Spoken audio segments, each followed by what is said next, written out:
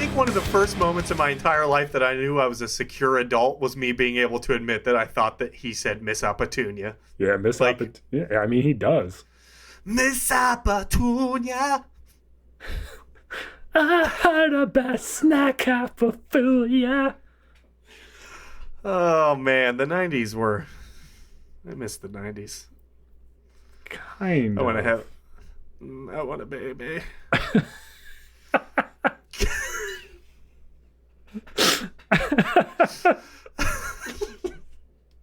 I think we made it through the whole last episode without an American Dad reference, which is not great. Yeah. Or it is. I don't know. Welcome to the 2 Decades Too Late podcast, you Miss Opportunia bitches. I am Brad, hanging out with Josh. Right in the intro. I mean, what the hell, right? Fucking algorithm. Yeah, suck it. Miss Aunt Petunia. Miss Cancel. This is a Miss Aunt...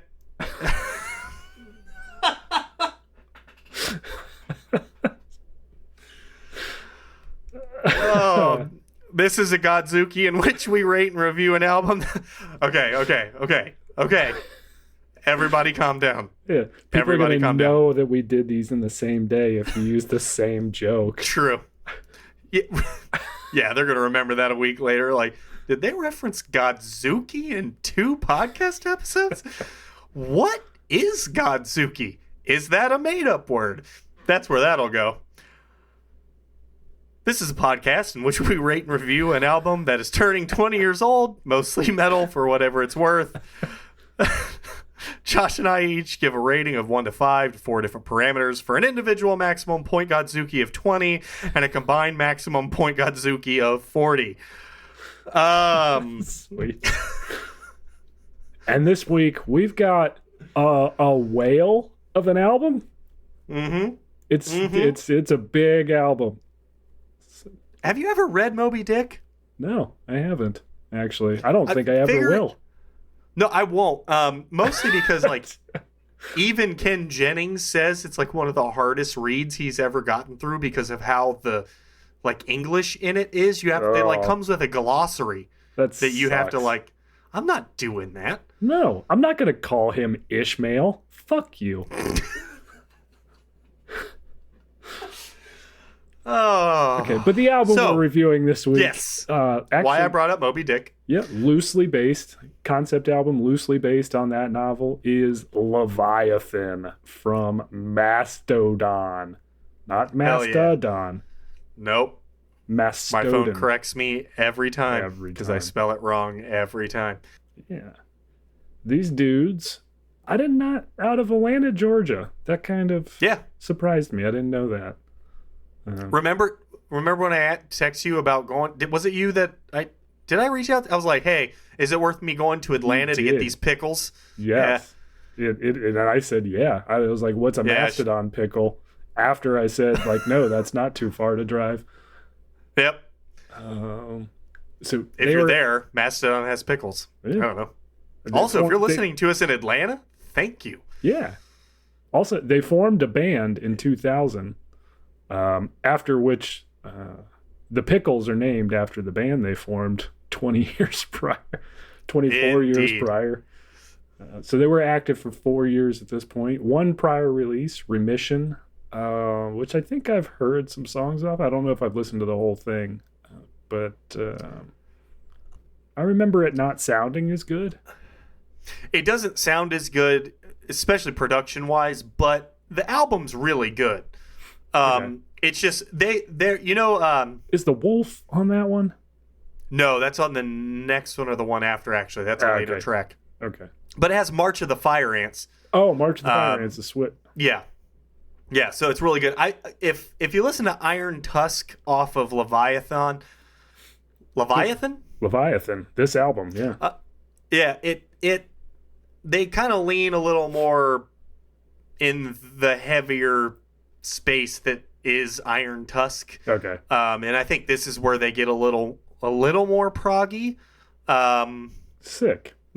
They actually, their discography more than a lot of bands is a very good, like they really progress like Yeah, in a very specific way, and it's pretty cool to follow. Anyway, it is.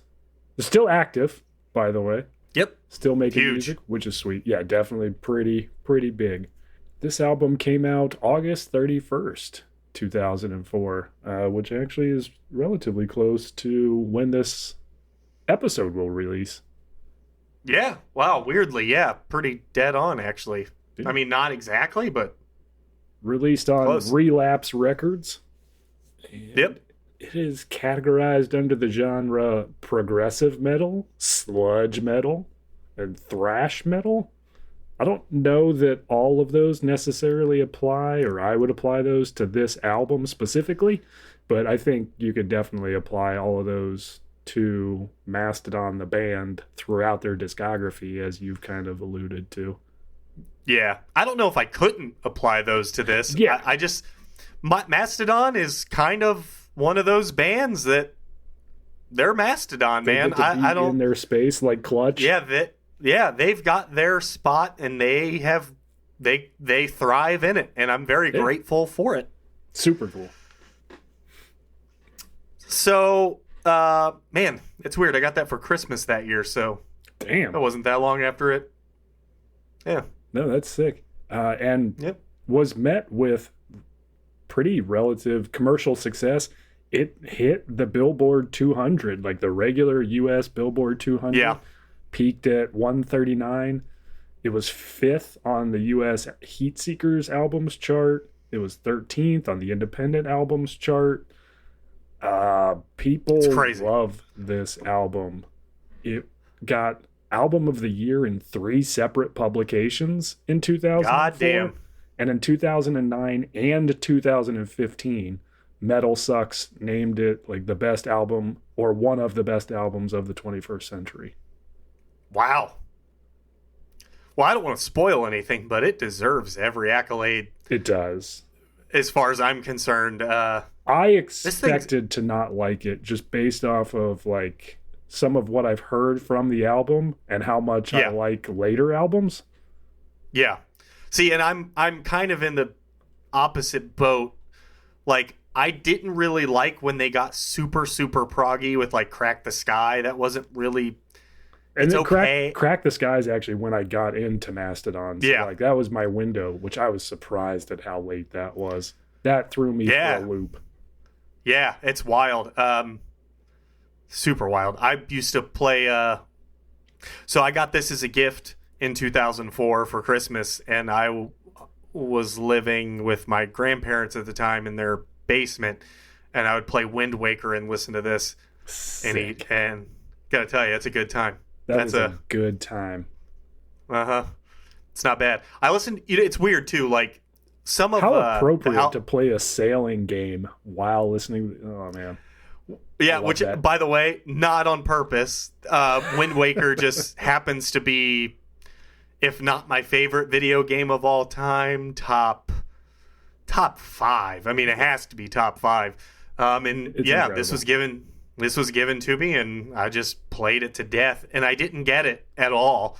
I knew I liked it, and I was nowhere near mature enough musically to understand Right. this in any way, shape, or form. You know what? I don't know if you run into this or if we've run into this very often on this podcast so far, but I don't normally look at the reviews and stuff, but it's kind of hard to miss because it's like, I mean, 5 out of 5. yeah, it's really hard. 5 out of Yeah. 5. 10 out of 10. Sometimes I get so surprised by what the collective decides to let through. You know what I mean? Like, I don't. Gonna This need you doesn't- to elaborate on that. Well, this doesn't seem that palatable to me. Like, Oh, okay. I love it, but like I would never. I'm not saying that anyone who's gonna listen to it because they are in that realm already, yeah, they're gonna rate it high. But the Right. fact that it broke those certain thresholds and the billboards and so on and so forth, I don't understand sometimes what it must be. All the right things, timing and place and all the stuff, because it's like there's Place no has a reason. lot to do with it because this, like, bits of this album showed up all over the place. And there's an appropriate place to put a song like Blood and Thunder in a lot of different like media outlets and genres. Yeah, and it's just like by the way, it's not a bad thing. It's just a thing I don't understand, but it's kind of cool that I don't, because it's like sometimes it's just we as a culture decide like I hate, and we'll let Mastodon through though. Yeah, like you know what I mean. Like I don't know. It's cool. I wish we were kind of a little more open minded toward the other stuff, but like it's just strange that sometimes when an album like this, which shouldn't have that big of an appeal necessarily, because it's like, oh, that weird prog fucking off time weird time signature part with a gurgly voice Brent Hines or whatever his name is, like you know what I mean. I don't know, it's just, but I'm glad it did. I'm grateful for it. It's just strange. Yeah, and much like Clutch, the band members for this album, always the band members. I mean, they've had always touring musicians, additional musicians, session musicians. Yeah. But band members, Troy Sanders on bass, Brent Hines on lead guitar, Bill Kelleher on rhythm guitar, notably the only one in the band that doesn't sing, and Brian Daler on drums. Yep. Which he wasn't singing at this point either, but he's not listed as vocals. I just noticed that as I was reading. Yeah, I don't think he started singing until it's Crack the Sky was the next one? No. Or was the one after? Call of the Master. There is Blood Mountain. Okay. Yeah. I want to say Blood. I think he started singing until Crack the Sky. I could be wrong. That's my best guess, but I don't think he was an actual lead vocalist until like Oblivion from Crack the Sky. I think that was like the first thing he did. That could he's listed as backing vocals on Blood Mountain, but not lead. Yeah. Man, he's got such a good voice too. He does. It's great. Yeah. What an asshole. he's such a phenomenal drummer too. Man, he's ridiculous. He's doing some weird fucking shit. Talented. So yeah, Mastodon's one of those bands that might be big enough that I don't know if I have a lot to say, because it's like they're Mastodon, man. They're our generation's Metallica or close to it. I mean, are they that big? Dude, they're huge. They're fucking massive. They have over 1 million monthly listeners on Spotify. That's pretty good. That is pretty good. We don't have that much. We don't. We have 6. I will buy a new pair of pants and shit them if we ever get to 1 million collective listens. Yeah, no, I mean, the fact that we got to over 750 was... I'm stunned. Thank you, every single person who's ever listened to us ramble on about dumb shit. No joke. And why do you all like the Cradle of Filth episode so much? Like, I don't understand it. I'm not saying it's bad. I don't even remember it at this point. But, like, it's by a landslide our biggest episode. We almost have 100 listens just on that episode alone. So, thanks. Yeah. I don't know why, but thank you. Yeah, I mean, Blood and Thunder's got almost 77 million plays on Spotify. That's a lot. Yeah. But I don't know. I just more mean like we don't have those bands anymore, really. Right. So it's probably like the closest we get to like them and Slipknot, and I don't know. You know what we should have done if we were smarter about this? Recorded this like 2 months ago when Lamb of God and Mastodon went on their 20th anniversary tours. Oh, damn it. Yeah, we screwed that up. Because we could have done a dual episode. We really fucked the dog on that one. Yeah, we really did piss the cake. Nice callback. Yeah. Piss the cake. That might have to catch on. I kind of like it. Yeah. But yeah,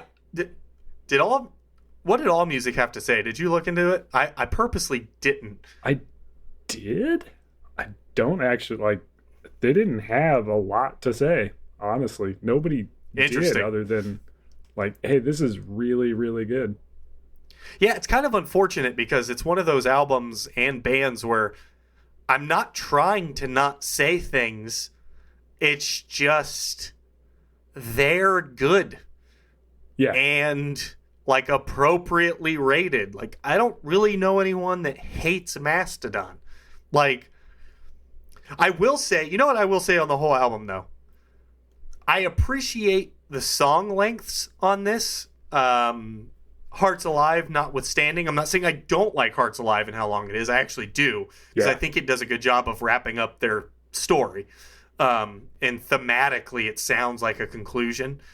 So I do like it, but I'm really, when people hated on the Hunter, and many people hated on the Hunter. Damn, I love that album. I love it too.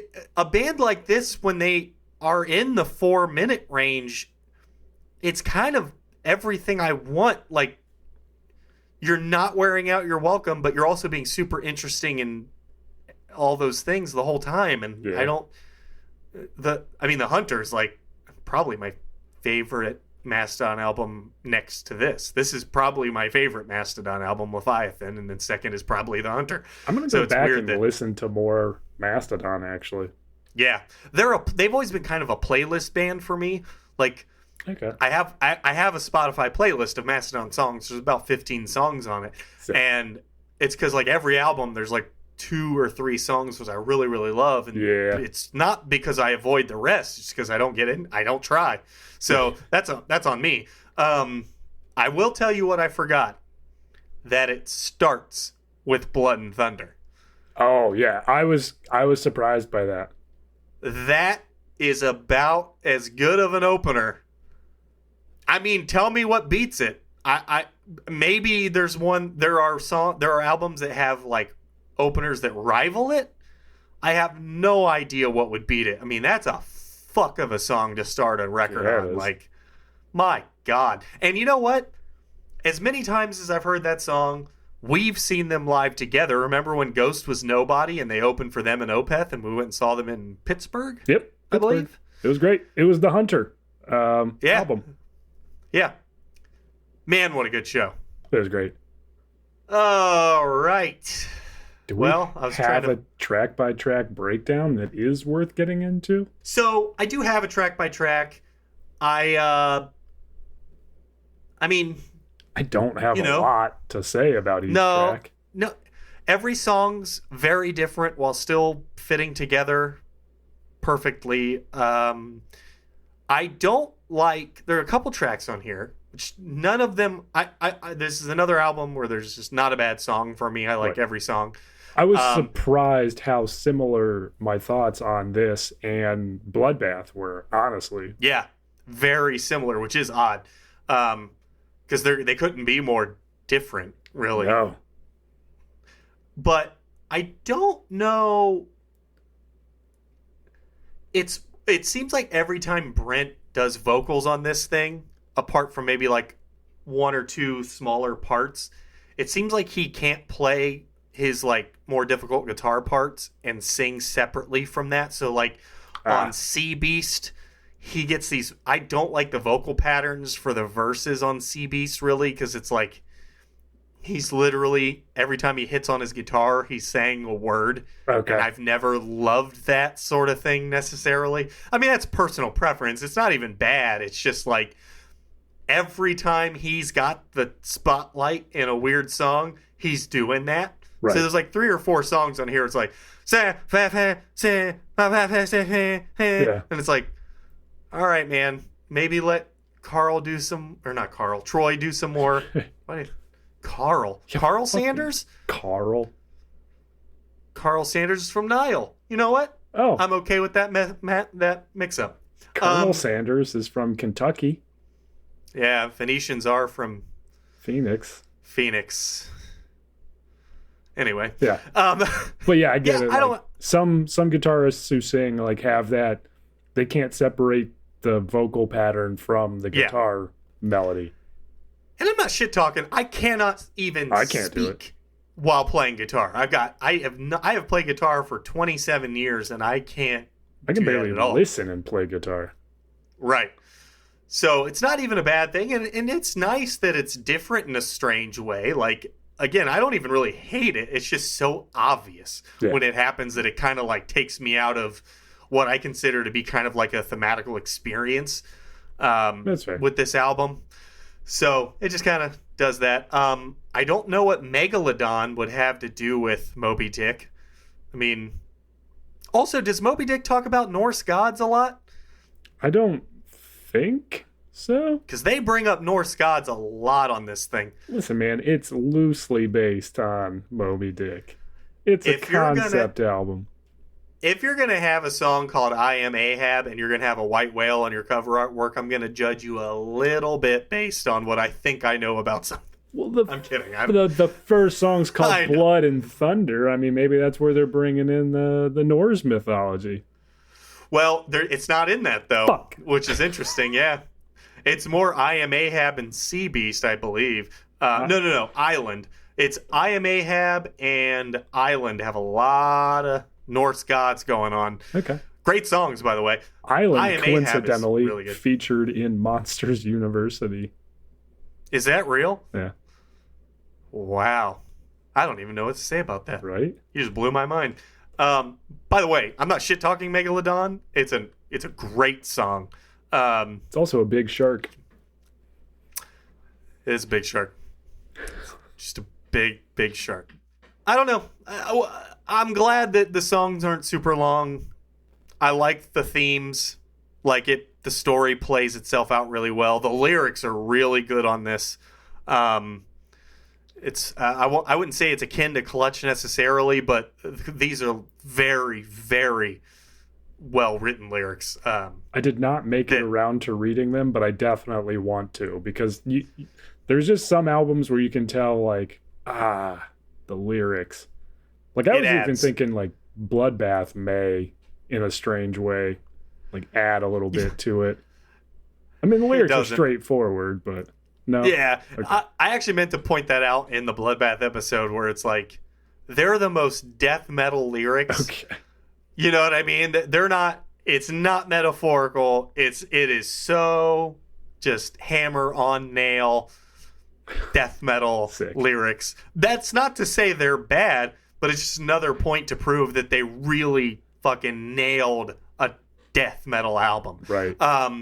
But no, the lyrics on this are incredible. I actually think they add a lot. I think if I were to rate this album as a whole, if we didn't do the thing that we do, right, but I was just going to give it a star, it'd be 4 out of 5, and then I'd read the lyrics with the album, and it would jump it to a 5 out of 5. Sick. So they're really good. And like I told you, if you're out there and you want to listen to this, and if you haven't, or if you have, it's been a while like me, Hearts Alive is a very long song. Worth it, I don't think it gets... It's worth it. It honestly doesn't seem that long. No, I very much expected it to not be worth it at all, but I was not bothered by it. Especially going into a 3-minute instrumental and coming off of the previous song at 4:10, which is one of the longer songs. I expected to really shit on this song. No, I couldn't agree more. And mostly too, I actually agree with everything you just said in a very specifically strange way. When I saw that they were doing this song and then the next thing was a 3-minute instrumental, I was like, this is a hat on a hat. Yeah. At best, right? I just actually sent you an email of my first line for that song. Sick. It sums up what my feelings were going into it pretty well. But it blew my expectations out of the water. It's a really, really good song. The lyrics on this are super good as well. There's a line. yeah. There's a line in it. The Ironside bucket of lead battle is she.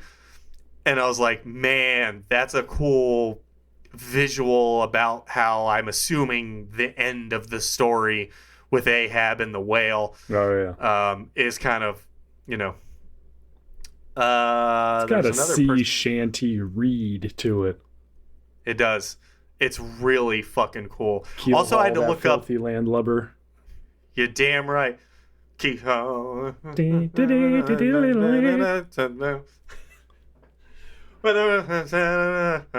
haven't listened to that in a long time.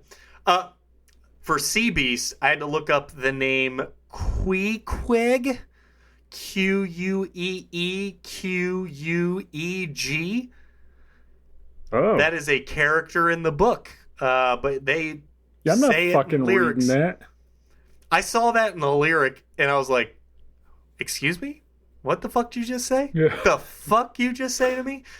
But there's another really cool... Actually, this is really akin to Clutch in the way that I actually don't reference lyrics a lot in my track-by-tracks, but I did in this one, and I did in Clutch as well. Sick. But there's one in Sea Beast at track 3, holding past in ash black earth. Sick ass line. Sick. And then track 4, Island, I'll stay in the lava for life, erupting when gods take us all. That's a cool fucking line. That is a cool fucking line. But yeah, that's it. That's also they Physeter Cataton in Iron Tusk. Physeter being the like biological name for a whale that has teeth. Sick. And catodon being the biological word for a sperm whale. Okay. So Physeter It's catodon. edutainment. It is edutainment. It's a toothed sperm whale. And Iron Tusk ends on the word sail. Or sail on, excuse me. That's the sail on. It's the only time they say it in the whole song, but the very last 2 words that they say are sail on. And I was like, hell yeah. That's Sail fucking on, awesome. Sail on. Damn yeah. That's 2 weeks in a row with an Alton Brown reference. Hell yeah. Anyway, that's it. All the songs are good. I don't have anything. Also, I don't get the Joseph Merrick song. Like, it's a fine song. The last one, the track 10, the instrumental. But why Joseph Merrick? Every other song title is thematically. I mean, I shit talked Megalodon because whatever, but I get it. It's still like oceanic or aquatic or whatever. But Joseph Merrick, as far as I understand, is the first Elephant Man. So I don't really know what that has to do with anything. Boy, that's... Yeah. Yeah. I got nothing on that. I don't know. Yeah, I don't either. Anyway, do you have anything else you had for the songs? I don't think I do. Well, then I see no reason not to get to the review. The review. Review.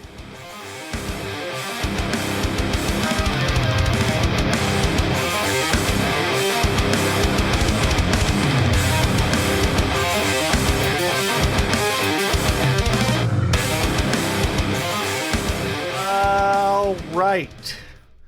Well,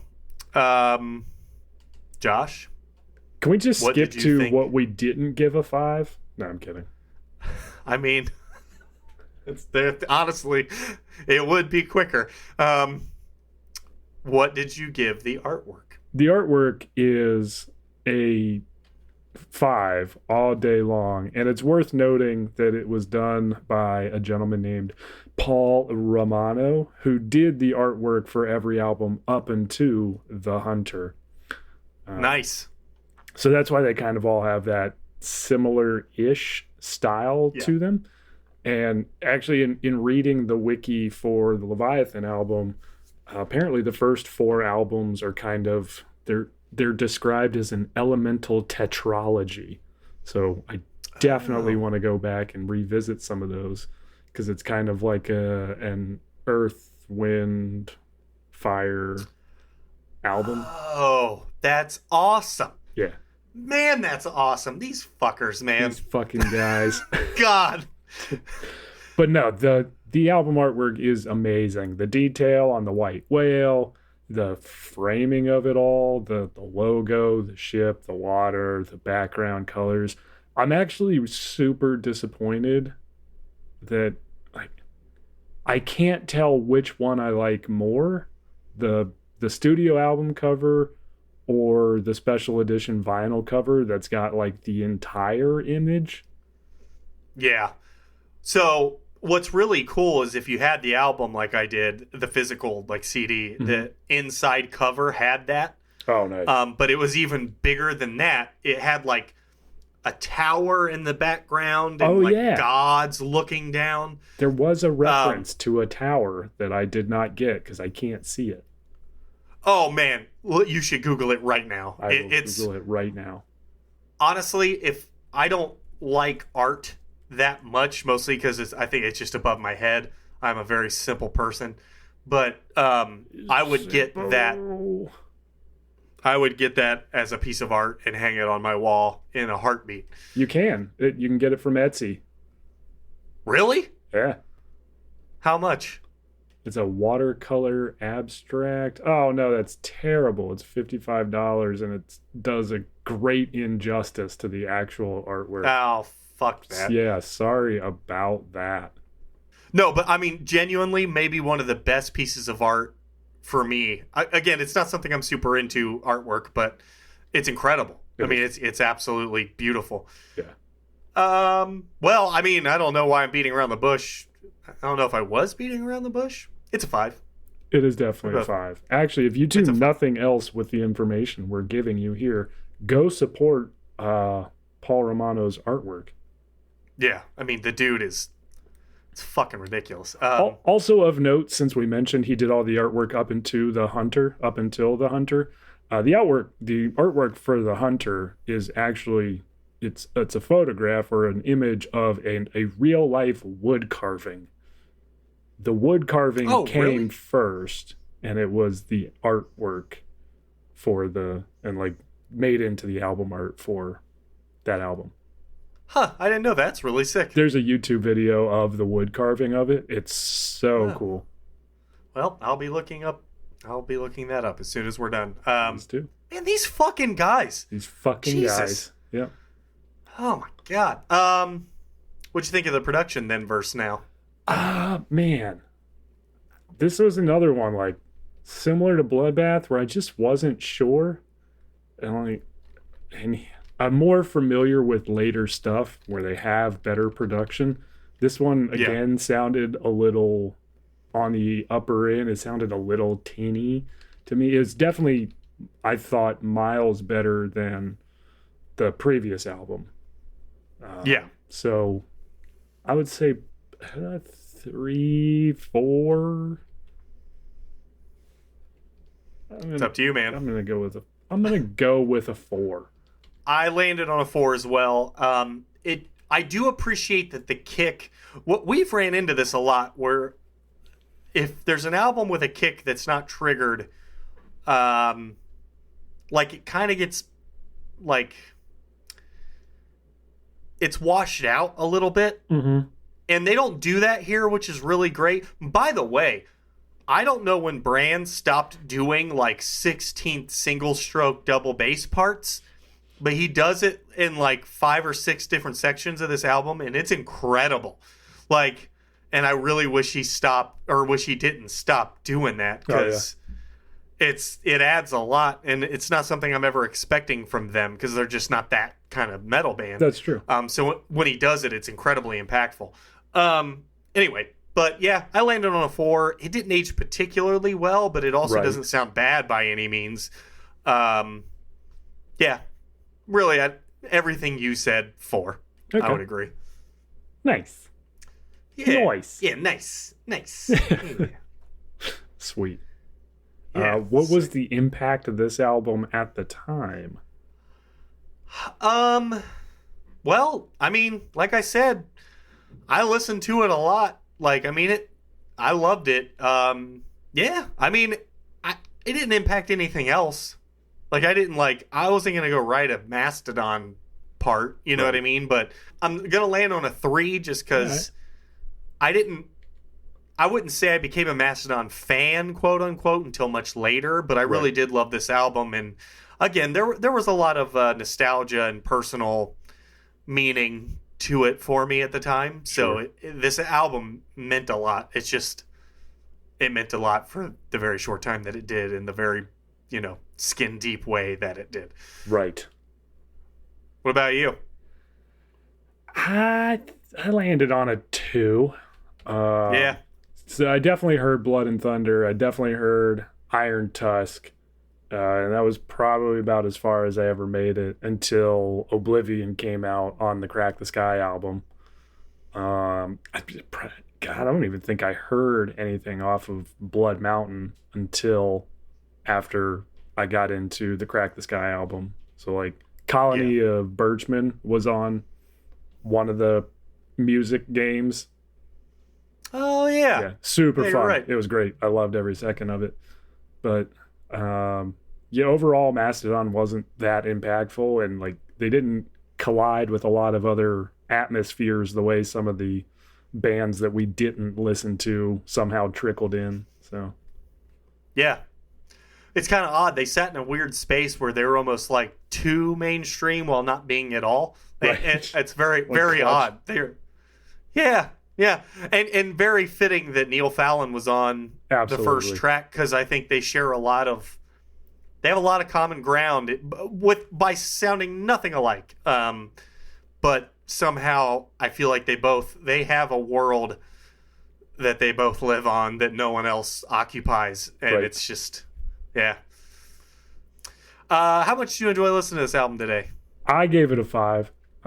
It was a lot of fun to listen to. There's a lot of depth to it. It's way more Yeah. than I ever realized or gave it credit for. So it was fun to kind of peel back the layers and discover all of that amidst what I thought were straightforward songs like Blood and Thunder and Iron Tusk. So Yeah. it was a pretty cool deep dive. Ah? Uh-huh. Ah?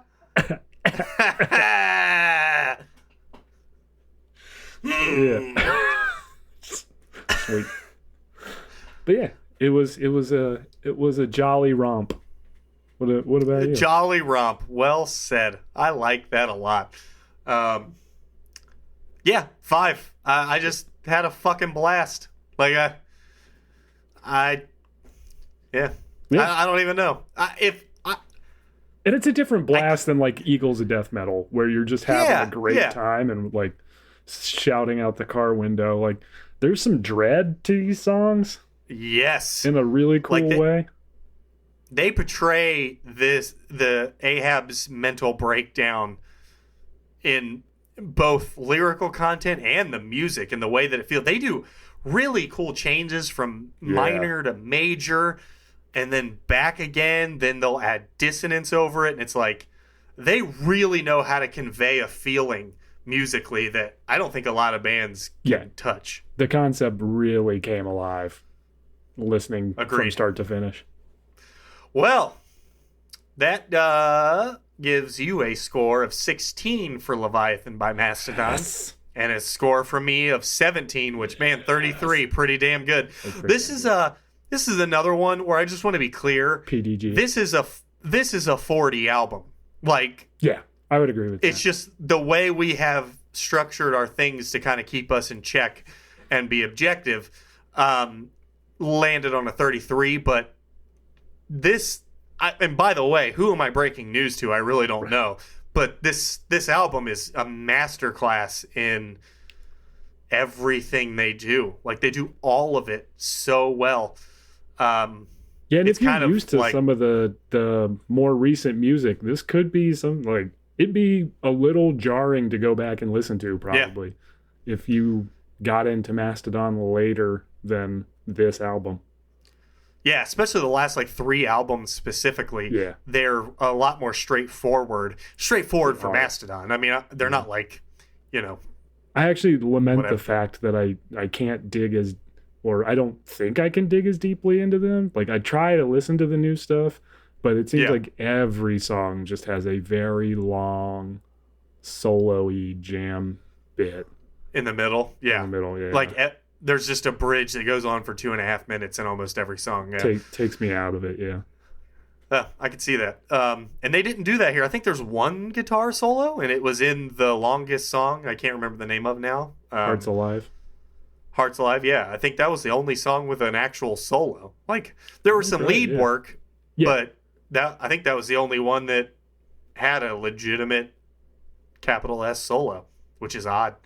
Because now every song they make has a Brent Very Hines long. doing obnoxious Yeah. chicken picking stuff. Capital Han Um, Solo. Capital Han Solo.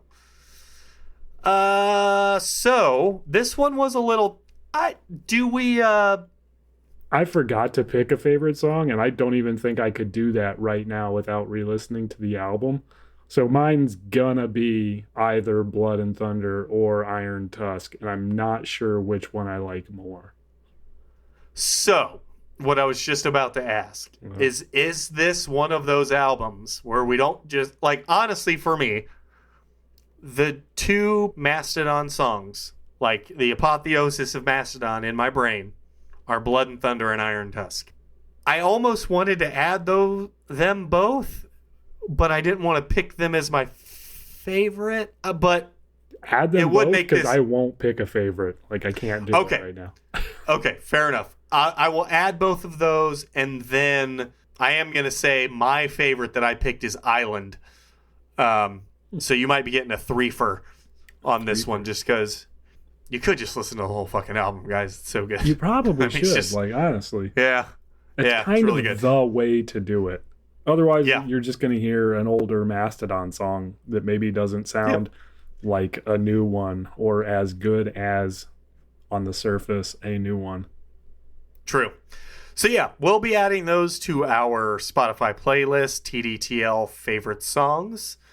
You can check out our Instagram at TDTL_podcast if you so choose. We post pictures and say stupid things. Thank you, Antarabe, for leaving us a comment. That was super cool. Didn't need to do that. Really appreciate it. I love you guys, or person. It seems like it's just like a one-man dude holding down the fort. But either way, that was humbling in a strange way, just because I don't know a lot of people that listen to them, and I was always grateful to have found them because they were very good. I can think of probably more people that I know that listen to us than have heard Antarabe, if not through us. Yeah. So. Yeah. Even, and by us, I mean in any way you shape that. Like, so even She's a Nightmare. You know what I mean? Like, except Edgar Griffin in 138. I doubt that. Well, 138 got some big shows, so I don't know. Edgar Griffin did not. No, they were basically the same. Forever Sports just kind of always did its thing. Yeah, it was cool. Man, it was a deal. I never take that part of time for granted. It was so much fun, and we got so lucky to have just like a place to do that. And oh, what a scene it was. You're damn right. Yeah, I guess with that, he's been Brad, I've been Josh, and we've been 2 decades too late.